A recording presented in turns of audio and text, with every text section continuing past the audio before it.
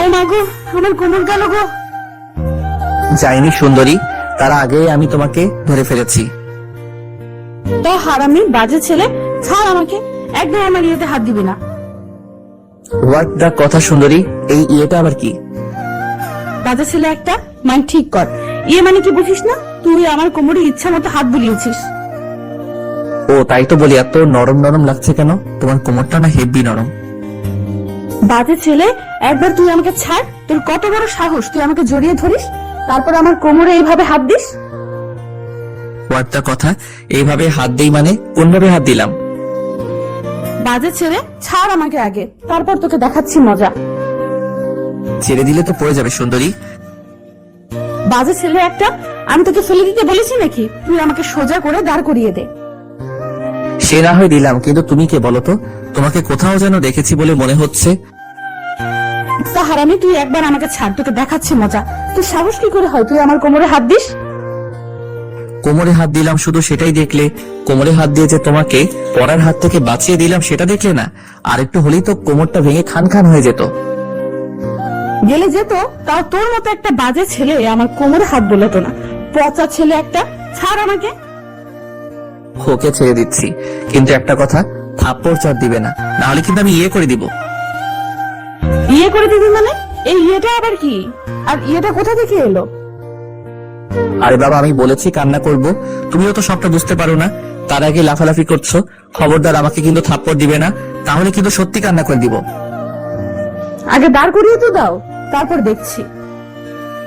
মাহিম মায়াকে সোজা করে দাঁড় করিয়ে দিল।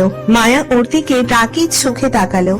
মাহিম ভয়ে একটু পিছিয়ে গেল আর গালের দুই পাশে হাত দিয়ে বলল, খবরদার আমাকে কিন্তু মারবে না, না হলে কিন্তু আমি থানায় তোমার নামে মামলা করে দেব। তারপর দেখো, তোমার যদি 6 বছরে ফাঁসি না হয়েছে তাহলে আমার নামও মাহিম নয়।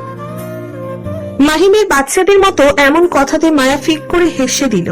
মায়াকে দেখতে অসম্ভব রকমের সুন্দর লাগছে, তার উপরে ওকে দেখে মনে হচ্ছে কোনো একটা বাচ্চা হেসে গড়াগড়ি খাওয়ার মতো অবস্থা। এমন কিছু দেখে মাহিমও হেসে দিয়ে পড়ল, ঠিক আছে ঠিক আছে, এত আসতে হবে না, কিন্তু তুমি কে বলো তো? তোমাকে না কোথায় যেন দেখেছি বলে মনে হচ্ছে। হ্যাঁ, মনে করবেই বা কি করে? সব সময় তো মেয়েদের সাথে লুচুগিরি করার ধান্দাতে থাকো। কোন সময় কোন মেয়ের সাথে কি করো সেটা কি আমরা জানি নাকি? ছি ছি ছি, কি করে মানে? আমি কি ওসব বাজে ছেলে নাকি যে উল্টাপাল্টা কিছু করব? না না, সেটা হতে যাবে কেন? তুমি তো একটা লিচুর ডিব্বা। তোমাকে দেখে বোঝার উপায় নেই যে তুমি ভাজা মাছটা উল্টে খেতে জানো না, কিন্তু তবে তুমি ঠিকই টেম্পু চালাও। আমরা বললে বলে হরতাল। কিসব হরতাল, টেম্পু? আচ্ছা একটা কথা বলো তো, তুমি এত কিছু জানলে কি করে? আর তুমি কে? তোমাকে চেনা চেনা মনে হচ্ছে, কিন্তু চিনতে পারছি না। তা চিনবে কি করে? আমাকে তো কখনো দেখোইনি, তাহলে চিনবে কি করে? তাই বলো? আচ্ছা আব্বু মনে হয় তোমাকে বাসার কাজের মেয়ে হিসেবে রেখেছে। কুত্তা হারামি, তো সাহস কি করে হয় তুই আমাকে কাজের মেয়ে বলিস? তারা তোর তো আজকে হচ্ছে। মায়া মাহিমকে তাড়া করলেও ও দৌড়ে কিচেনে চলে আসলো। তারপরে সে ভাবির পেছনে লুকিয়ে বলল, ও ভাবি গো, আমাকে বাঁচাও, এই গন্ডি মেয়েটা আমাকে মেরে ফেললো গো। কি হয়েছে? তুমি এভাবে হাঁপাচ্ছ কেন? আর মায়া, তুই ওকে তাড়া করছিস কেন? কি করেছে ও? তারা করবে না? তোর দেবর কি করেছে জানিস তো? একে তো আমাকে ধাক্কা মেরে ফেলে দিয়েছে, তার উপর আমার ইয়েতে হাত বুলিয়েছে। আবার কি বলেছে জানিস? আমি নাকি কাজের মেয়ে। তাড়া করেছে ঠিক আছে, কিন্তু মানে আর কাজের মেয়ে বলেছো? মাহিম, তুমি এটা বলেছো কেন মায়াকে? ইয়ে মানে বুঝিস না, কোমর, তোর দেবর আমার কোমরে হাত বুলিয়েছে। তাই বল, কনফিউশন করে দিয়েছিলে। মাহিম, তুমি মায়ের সাথে এরকমটা করছো কেন? ভাবি আমি ইচ্ছা করে কিছু করিনি, কিন্তু ও পড়ে যাচ্ছিল তাই ওকে ধরে ফেললাম।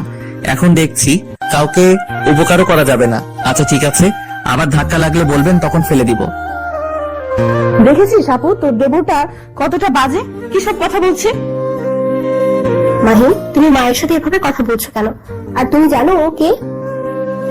ভাবি তখন থেকে তো সেটাই জানার চেষ্টা করছি। ওকে সেটা একটু কাইন্ডলি বলবে? ওকে কোথায় যেন দেখেছি বলে মনে হচ্ছে, কিন্তু ঠিক মনে করে উঠতে পারছি না। এটা আমার বোন মায়া, মনে রাখবে কেমন? সবসময় তো শুধু সিনিয়র আপুগুলোর সাথে দুষ্টুমি করার ধান্দায় থাকো, তাহলে মনে থাকবে কি করে? এখন যাও এখান থেকে। আর মায়া, তুই ওর সাথে এভাবে রাগারাগি করবি না। ও একটু দুষ্টু টাইপের, তাই সবার সাথে দুষ্টুমি করতে পছন্দ করে। ও তোর সাথে এমনটা ইচ্ছে করে করেনি। আপু তোর দেবর ইচ্ছে করেই করেছে সবটা। আচ্ছা ঠিক আছে মাহিম, তুমি এর জন্য মায়াকে সরি বলে দাও। ভাবি কোনো দোষ করলাম না, তারপরে সরি বলতে হবে, এটা কেমন কথা? তোমাকে সরি বলতে বলেছি, তুমি সরি বলো। ভাবি তুমি বললে বলেই বলছি, আর আপনাকেও বলি দেখে শুনে চলবেন। আর সরি, হ্যাঁ আর কখনো আমার সামনে আসবেন না, তাহলে এবার থেকে ধাক্কা লাগলে আর ধরবো না, একদম ফেলে দেবো ধাক্কা মেরে। তবে রে বাজে ছেলে, দাঁড়া তোর হচ্ছে। মায়া মাহিমকে তাড়া করলে মাহিম আর সেখানে দাঁড়ালো না। তো রাতে খাওয়া দাওয়ার সময় ভাইয়া মায়ের সাথে কথা বলছিল, তখন মাহিম ভাবলো বেআইনের সাথে একটু মজা করাই যাক। মাহিম মায়ার পায়ের উপর স্লাইড করতে লাগলো, সাথে সাথে মায়ার চোখ জোড়া বন্ধ করে নিল। এই অবস্থাতে মায়াকে একদম বাচ্চাদের মতো করে লাগছে। মাহিম আবারও ওর পায়ের উপর স্লাইড করতেই মায়া রাগী চোখে মাহিমের দিকে তাকালো আর ইশারায় বারণ করলো। মাহিম আরো কয়েকবার স্লাইড করতেই মায়া ভাইয়ার কাছে বলে দেওয়ার ইশারা করতেই মাহিম আর দুষ্টুমি করলো না। খাওয়া শেষে সবাই অনেকক্ষণ কথা বলে তারপর রুমে চলে আসে। আর মাহিমের মাথায় একটা দুষ্টু বুদ্ধি চাপলো। ও চুপি চুপি মায়ার রুমে আসে। ও বিছানায় শুয়ে পা দোলাচ্ছে, মাহিম রুমের দরজা আটকে দিল। ওর এমন কর্মকাণ্ডে মায়া অনেকটা হকচকিয়ে যায়। ও উঠে বসে আর মাহিমকে দেখে বলে, তুমি রুমের দরজা আটকাচ্ছ কেন? কেন বেবি জানো না? কারণ আমি তোমাকে ভালোবাসি সোনা, তাই তোমাকে আদর করব। বাজে ছেলে কি সব বলে, এখান থেকে যাও, না হলে কিন্তু আমি সবটা আপুকে বলে দিব। বলো, যত তাড়াতাড়ি বলবে তত তাড়াতাড়ি আমাদের বিয়েটা হবে। বিয়ে হবে মানে আমি তোকে বিয়ে করব না। বাজে ছেলে, যা এখান থেকে। বিয়ে করবে না তাহলে কাছে আসো, রোমান্স করে জানো। মাহিম মায়ার কাছে এগিয়ে আসে। ও চলে যেতে গেলে মাহিম ওর একটা হাত ধরে টেনে নিজের কাছে নিয়ে আসলো, তারপর কোমরে জড়িয়ে ধরলো। মাহিমের স্পর্শ পেতেই মায়া চোখ বড় বড় করে ওর দিকে তাকিয়ে রইল। ও ভাবতেই পারিনি মাহিম এমন কিছু করবে। মায়া ছোটার জন্য ছটফট করতে লাগলো, তাই মাহিম ওকে শান্ত করার জন্য মুখে আলতো করে একটা ফু দিল। সাথে সাথে মায়া চোখ মুখগুলো বন্ধ করে নিল আর মাহিমের শার্টটা দুই হাতে আঁকড়ে ধরলো।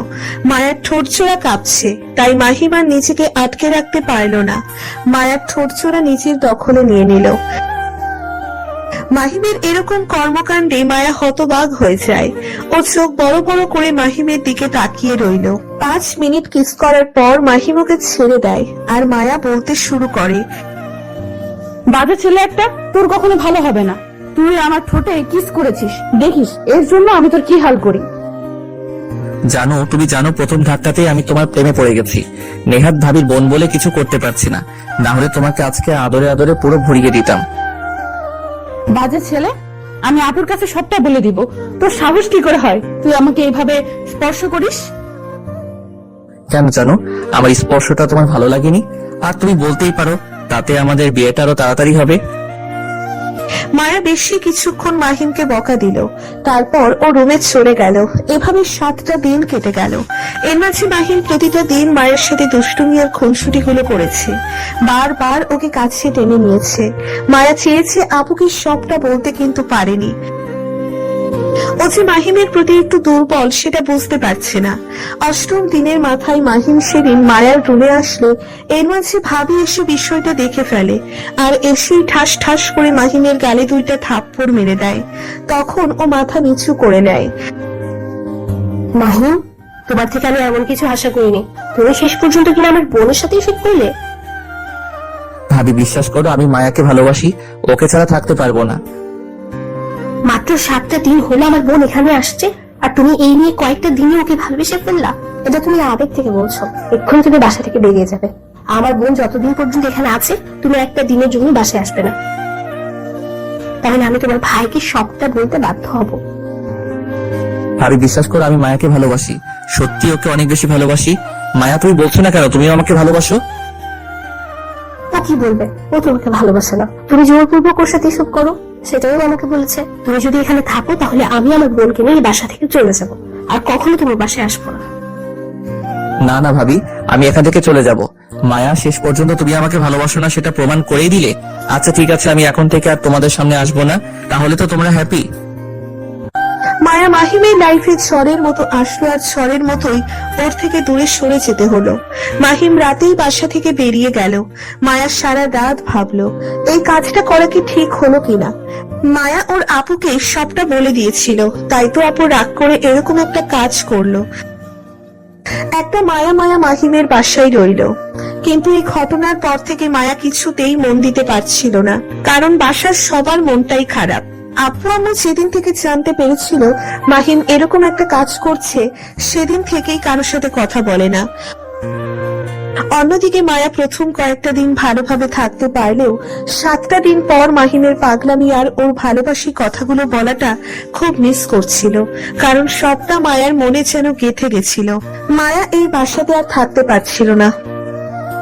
বারবার মনে হচ্ছিল ওর জন্যই মাহিম এখান থেকে চলে গেছে। মায়াও বাসায় চলে যায়। বাসাতেও 15টা দিনের বেশি থাকতে পারে না, কারণ ও মাহিমকে ভালোবেসে ফেলেছে। তাই থাকতে না পেরে আবার ওর আপুর শ্বশুর বাড়িতে চলে আসে। এমন কিছু দেখে ভাবি অবাক হয়ে যায়। আর ওকে জিজ্ঞেস করলে মায়া ওর আপুকে সবটা বলে দেয়। সব শোনার পর ভাবি কিছুক্ষণ চুপ করে ওর মুখের দিকে তাকিয়ে রইল। তারপর বলল, তুই কি সব বলছিস? তোর জন্যই আমি মাহিমকে বাসা থেকে বের করে দিয়েছি। ছেলেটা এখনো বাসায় আসেনি, আর তুই বলছিস তুই ওকে ভালোবাসিস? এটা তোর আগে বলা উচিত ছিল। না আপু, আমি সব ভেবেচিন্তেই বলছি। আমি তো দেবরকে ভালোবেসে ফেলেছি। আমি ওকে ছাড়া থাকতে পারবো না। তুই তো জানিস আমি কখনো কাউকে ভালোবাসিনি। আপু তুই বিশ্বাস কর, আমি তোর দেবরকে নিজের থেকেও বেশি ভালোবেসে ফেলেছি। ওকে যদি না পাই তাহলে উল্টো পাল্টা কিছু একটা করে ফেলবো। তুই আব্বু আমাকে রাজি করা প্লিজ। তোর মাথা খারাপ হয়ে গেছে? এসব উল্টাপাল্টা কথা যদি আবার বলিস তাহলে কিন্তু আমার থেকে খারাপ আর কেউ হবে না। আপু বিশ্বাস কর, আমি মাহিমকে ছাড়া থাকতে পারবো না। তুই আমার কথাটা একবার শোন। আমি ওকে সত্যি অনেক বেশি ভালোবাসি। একটু আমাকে ওর সাথে কথা বলিয়ে দে। আমি বললেও বাসায় ফিরে আসবে, দেখিস। ভাবির সাথে মায়া অনেকক্ষণ কথা কাটাকাটি করলো। তারপরও যখন ভাবি ওর কথা বিশ্বাস করছিল না, তখন মায়া গিয়ে রুমে দরজা বন্ধ করে দেয়। ভাবি ওকে অনেকক্ষণ ডাকে, কিন্তু মায়া দরজা খোলে না। অন্যদিকে একটা মাসে মাহিম নিজেকে অনেকটা পাল্টে নিয়েছে। ভেবেছে আর বাসায় যাবে না, কারণ বাসাতে প্রায় ভাবির বোনটা আসবে। আর যখন ভাইয়া আম্মু আপু সবটা জিজ্ঞেস করবে, ওর কাছে দেওয়ার মতো কোনো উত্তর থাকবে না। বন্ধুদের সাথে বসে আড্ডা দিচ্ছিল মাহিম, এমন সময় ওর ফোনে একটা কল আসে। রিসিভ করতেই ওপাশ থেকে এমন কিছু বলে যার জন্য ও আর ওই 2 ঘন্টার মধ্যে বাসায় আসে। তারপর দৌড়ে মায়ার রুমের সামনে আসতেই দেখে ভাবি কান্না করছে। মাহিম আসতেই ভাইয়া এসে ঠাস ঠাস করে ওকে 2টো থাপ্পড় মেরে দিল। ভাইয়ার এমন কাছে মায়া কান্না করে দিল আর বলল, ভাইয়া, ওর ভাইয়ের কোনো দোষ নেই, সব দোষ আমার। আমি ওকে ভালোবাসি, ওকে ছাড়া থাকতে পারবো না। তার জন্য আপু আমাকে বকা দিয়েছিল, তাই কতটা ভালোবাসি সেটা বোঝানোর জন্য এরকম একটা কাজ করেছিলাম। তুমি এটা আমাদের আগে বলতে পারতে, কিন্তু এরকম একটা কাজ করেছো যার জন্য আমার ভাইটাকে বাসা থেকে বেরিয়ে যেতে হয়েছে। যদি ওকে ভালোবাসবে তাহলে তোমার আপুর কাছে বলেছিলে কেন? আমাকে বলতে পারোনি? ভাইয়া আমি বুঝতে পারিনি, প্লিজ আমাকে মাফ করে দাও। তুমি প্লিজ মাহিমকে মেরো না। ওর গায়ে হাত তুললে আমার কষ্ট হবে। মায়ার এরকম ধরনের ব্যবহারের চেঞ্জ দেখেই মাহিম অবাক হয়ে যাচ্ছে। বেশ কিছুক্ষণের আব্বু আম্মু মাহিমকে বকাবকি করলো, আর ভাবির থেকে মাহিম সবটা জানতে পারলো। তারপর ভাবি ওর হাতগুলো ধরে মাপ চাইলো। সবটা শোনার পর মাহিম আর মায়ার উপর রাগ করে থাকতে পারলো না। ওর সামনে এসে বসতেই মায়া ফুপিয়ে কান্না করে উঠলো। মাহিম ওর চোখের পানি মুছে দিতেই মায়া ওকে শক্ত করে জড়িয়ে ধরলো আর বলতে লাগলো, প্লিজ আমাকে মাফ করে দাও, আর কখনো এরকম ভুল করবো না। আমি বুঝতে পারিনি তোমাকে ভালোবেসে ফেলবো। প্লিজ আমাকে ছেড়ে যেও না। এরকম একটা কাজ কেন করলে? তোমার যদি কিছু হয়ে যেত, খুব বেশি ভালো থাকতাম আমি। এরকমটা না করলে আপু বিশ্বাস করতো না আমি তোমাকে ভালোবাসি। প্লিজ মাফ করে দাও, আর কখনো এরকম ভুল হবে না। ওদের দুজনের কথাতে সবাই একে একে রুম থেকে বেরিয়ে গেল। মাহিমা মায়াকে ছাড়িয়ে নিয়ে ও সারা মুখে কিস করতে লাগলো। মায়াও আবেশে চোখ ছোড়া বন্ধ করে নিল। একটা সময় মাহিমের চুমুর ঝড়টা থামলে মায়া চোখ ছোড়া খুললো। তারপর মাহিমের ঠোঁটের সাথে নিচের ঠোঁট ছোড়া মিলিয়ে দিল। মাহিম মায়াকে কাছে টেনে নিতেই মায়া ওকে ধাক্কা মেরে বিছানায় ফেলে দিয়ে ওর বুকের উপর উঠে তারপর কিস করতে লাগলো। ভিডিওটি ভালো লাগলে কি করতে হবে সেটা তো জানেনি। আমাদের চ্যানেলটি সাবস্ক্রাইব করতে হবে। আর আমাদের চ্যানেলে ভালোবাসার অনেক গল্প আছে। রোমান্টিক ভালোবাসার গল্প দেখতে চান তো আমাদের চ্যানেলটি ভিজিট করুন। পেজ থেকে ভিডিও দেখলে অবশ্যই ফলো করতে ভুলবেন না। ধন্যবাদ সবাইকে আমাদের পাশে থাকার জন্য।